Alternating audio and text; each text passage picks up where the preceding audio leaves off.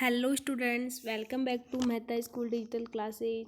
How are you students? I hope all are you fit and fine. Students, आज हम आपका जो chapter number 11 है जंतुओं और पादपों में परिवहन, ठीक है, उसके बारे में डिस्कस करेंगे। देखो इस चैप्टर में हम 4 टॉपिक है उनके बारे में डिस्कस करेंगे। हमारा फर्स्ट टॉपिक है परिसंचरण तंत्र, ठीक है। सेकंड है जंतुओं में उत्सर्जन। थर्ड पॉइंट है पादपों में पदार्थों का किस प्रकार से उत्सर्जन होता है।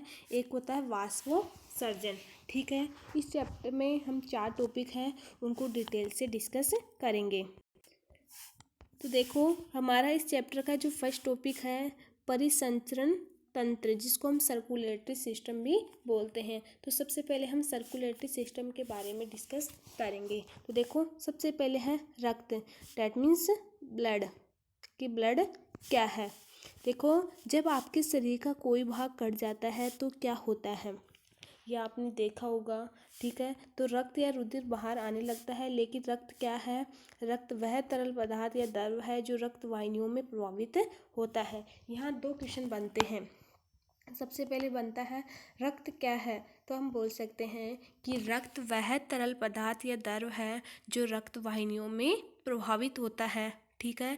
इसके बाद ये है कि हमारे शरीर का कोई भी भाग कटने पे क्या होता है, तो हम बोल सकते हैं, इसका आंसर ये दे सकते हैं कि हमारे शरीर से अगर कोई भाग कट जाए तो वहाँ क्या होती है, ब्लडिंग शुरू हो जाती है, रक्त का प्रवाह शुरू हो जाता है, ठीक है। इस टॉपिक में 2 क्वेश्चन बन चुके हैं। अब देखो यह पाचित भोजन को क्या करता है, छोटी आंत से शरीर के अन्य भागों तक ले जाता है। फेफड़ों से ऑक्सीजन को भी रक्त के शरीर की कोशिकाओं तक ले जाता है।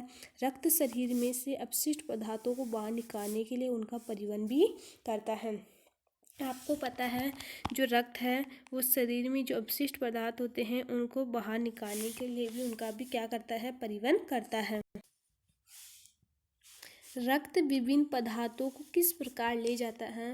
रक्त एक तरल से बना है जिसको हम क्या बोलते हैं, प्लेज्मा भी बोलते हैं, जिसमें विभिन्न प्रकार की कोशिकाएं रहती है, निलंबित रहती है। तो इतनी सी टॉपिक में हमने 3 क्वेश्चन पढ़ लिए हैं। रक्त क्या है, ठीक है, तो रक्त वह तरल पदार्थ है जो हमारे शरीर में पाया जाता है, ठीक।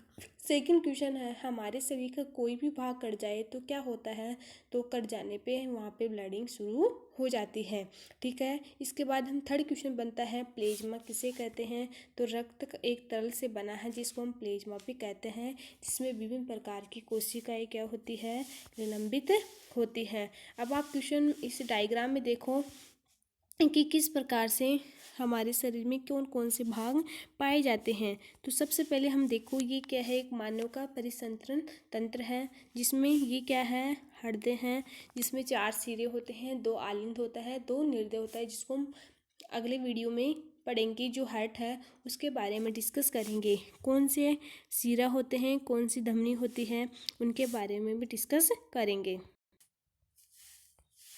रक्त में एक प्रकार की कोशिकाएं पाई जाती हैं। आपको पता है स्टूडेंट्स रक्त कोशिकाएं कितनी होती है, 3 होती है, ठीक है, 3 होती है। एक होती है आरबीसी, कौन सी होती है, आरबीसी। सेकंड नंबर पे है डब्ल्यूबीसी और थर्ड नंबर पे कौन सी है, डब्ल्यूबीसी सॉरी, ठीक है। और थर्ड नंबर पे होती है प्लेटेट्स, या जिसको पट्टिकाणु भी बोलते हैं, ठीक है। देखो स्टूडेंट्स हमारे शरीर में 3 कोशिकाएं पाई जाती है, आरबीसी जिसको हम लाल रक्त कोशिका या रेड ब्लड सेल भी बोलते हैं। इसके बाद सेकंड होती है डब्ल्यूबीसी जिसको हम सफ़ेद रक्त कोशिकाएं या वाइट ब्लड सेल भी बोलते हैं। थर्ड होती है पट्टिकाणु जिसको हम प्लेटेट्स भी बोलते हैं। अब हम तीनों के बारे में पढ़ेंगे कि लाल रक्त कोशिका क्या होती है, सफ़ेद रक्त कोशिका क्या होती है, पट्टिकाणु क्या होते हैं। तो सबसे पहले हम बात करते हैं किसकी, आरबीसी की बात करते हैं। आरबीसी क्या है, एक लाल प्रकार की कोशिकाएं होती हैं, ठीक है, जिसमें एक लाल वर्णक होता है जिसको हम क्या बोलते हैं, हीमोग्लोबिन भी बोलते हैं, जिसका सिंबल होता है HB। समझ में आ गया। जो रेड कलर की जो कोशिकाएं होती है उसमें एक वर्णक पाया जाता है जिसके कारण ब्लड का रंग क्या हो जाता है, रेड हो जाता है, और उस वर्णक का क्या नाम है, हीमोग्लोबिन, जिसको HB सिंबल से भी पहचानते हैं। ठीक है। हीमोग्लोबिन ऑक्सीजन को अपने साथ संयुक्त करके शरीर के सभी अंगों में और अंत सभी कोशिकाओं तक परिवहन करता है। पता है जो हीमोग्लोबिन है वो क्या करता है, उसमें उन कोशिकाओं के द्वारा ब्लड का सर्कुलेशन करता है। हीमोग्लोबिन की कमी होने पर शरीर की सभी कोशिकाओं को कुशलतापूर्वक ऑक्सीजन प्रदान करना कठिन हो जाता है। स्टूडेंट्स, अगर हीमोग्लोबिन की कमी हो जाए तो शरीर में जो भी कोशिकाएं हैं, सेल्स प्रेजेंट होती है, उनका ऑक्सीजन मिलना, उनके पास ऑक्सीजन पहुंचना कठिन हो जाता है। ठीक है। हीमोग्लोबिन की उपस्थिति के कारण ही रक्त का रंग क्या होता है, लाल होता है। और हीमोग्लोबिन में कौन सा वर्णक पाया जाता है, ठीक है, मतलब जो लाल रक्त होता है उसमें एक वर्णक पाया जाता है जिसको ही हम हीमोग्लोबिन बोलते हैं। तो हीमोग्लोबिन क्या है, एक वर्णक है, एक पिगमेंट है। ठीक है। रक्त में अन्य प्रकार की कोशिकाएं भी होती है।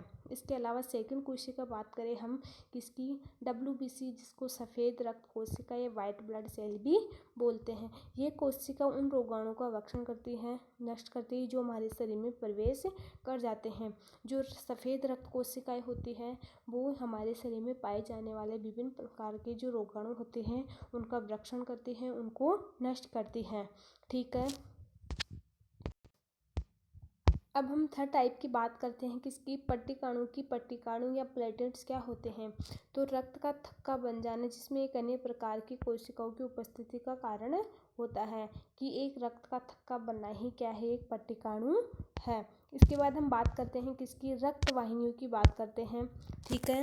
रक्त वाहिनियाँ क्या होती है, शरीर में विभिन्न प्रकार की रक्त वाहिनियाँ प्रेजेंट होती हैं। स्टूडेंट्स, आप भी जानते हैं शरीर में विभिन्न प्रकार की, जिसको हम धमनी या सीरा के नाम से भी जानते हैं। ठीक है। जो शरीर में एक स्थान से दूसरे स्थान पर ब्लड को ली जाती है। तो आपको कोई पूछे कि ब्लड का सर्कुलेशन कौन करती है, तो शरीर में दो रक्त वाहिनियाँ पाई जाती है जिसको हम धमनी या सीरा भी बोलते हैं। आप जानते हैं कि अंतःश्वसन के समय ऑक्सीजन की ताज़ा आपूर्ति फेफड़ों द्वारा भर देती है। रक्त इसी ऑक्सीजन का परिवहन शरीर के अन्य भागों में करता है और शरीर का अन्य भागों में रक्त का परिवहन इन्हीं रक्त वाहिनियों के द्वारा किया जाता है। साथ ही रक्त कोशिकाओं में कार्बन डाइऑक्साइड सहित अन्य अपशिष्ट पदार्थों को भी ले जाता है। इस रक्त को वापस हृदय में लाया जाता है, हार्ट में लाया जाता है, जहाँ से ये फेफड़ों में जाता है।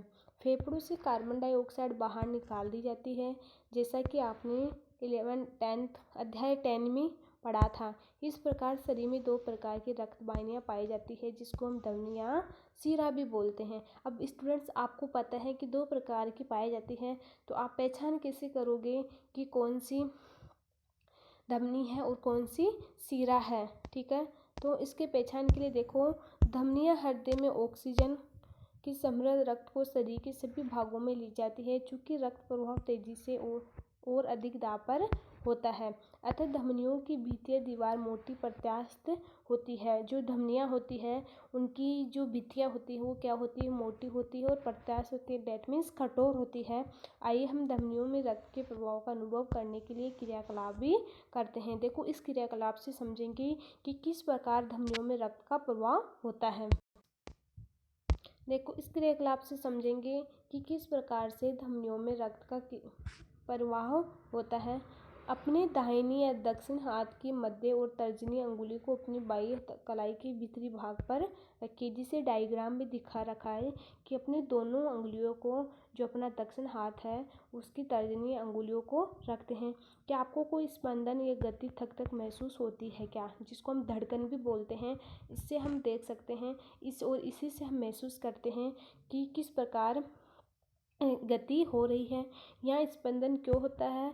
ये स्पंदन नाड़ी स्पंद भी कहलाता है। तो समझ में आ गया कि हम नाड़ी का स्पंदन या नब्ज किसे कहते हैं और किस प्रकार किया जाता है, और ये धमनियाँ में प्रभावित हो रहे रक्त के कारण होता है। तो हमें अगर धक धक आ रहा है तो उस टाइम समझ जाते हैं कि उस टाइम पे क्या हो रहा है, ब्लड सर्कुलेशन हो रहा है, रक्त का परिसंचरण हो रहा है। देखिए 1 मिनट में कितनी बार स्पंदन होता है। देखो स्टूडेंट्स, ये डायग्राम में बता रखा है कि कलाई में नाड़ी स्पंदन का अनुभव कैसे किया जाता है। देखो, इस प्रकार इन धमनियों को कैसे हम अपने जो हाथ है, अपनी जो स्पंदन होता है उसकी जांच कैसे कर सकते हैं? तो आपने कितनी नाड़ी स्पंदन गिने? प्रति मिनट स्पंदों की संख्या स्पंदन दर कहलाती है। विश्राम की अवस्था में किसी स्वच्छ व्यक्ति की स्पंदन दर सामान्यतः 72 से 80 स्पंदन प्रति मिनट होती है। अपने शरीर में अन्य से भागों का पता लगाएं जहाँ पर भी आप नाड़ी स्पंदन का अनुभव कर सकते हैं। अपनी और अपने सहपाठियों की प्रति मिनट नाड़ी स्पंदन दर याद कीजिए और अपने द्वारा प्राप्त आंकड़ों की तुलना कीजिए। देखो स्टूडेंट, ज़रूरी नहीं कि हर व्यक्ति में जो स्पंदन दर होती है वो सेम हो, ठीक है। किसी का मतलब ये किस पे डिपेंड करता है, अपना जो इम्यूनिटी पावर होता है उस पर डिपेंड करता है। इसके बाद हम बात करते हैं वे रक्त वाहिनियाँ जो कार्बन डाइऑक्साइड समृद्ध शरीर को सभी भागों में वापस हृदय में ले जाती है, क्या कहलाती है? शिराएँ कहलाती है। शिराओं की भित्ति क्या होती है? अपेक्षाकृत पतली होती है, जबकि हमने बात की थी किसकी? धमनी की बात की थी। धमनी क्या होती थी? प्रत्यास्थ होती थी और मोटी होती थी। शिराओं में ऐसे वाल्व होते हैं जो रक्त का केवल हृदय तक ही प्रभावित होने देते हैं। देखो स्टूडेंट्स, ये डायग्राम किसका है? हमारा जो सर्कुलेटरी सिस्टम है उसका डायग्राम है।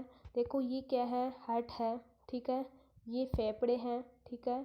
इधर ये क्या है? शिराएँ हैं, ये धमनी है और फुसफुस धमनी और फुसफुस शिरा, ये पार्ट किसमें पाए जाते हैं? सर्कुलेटरी सिस्टम में पाए जाते हैं।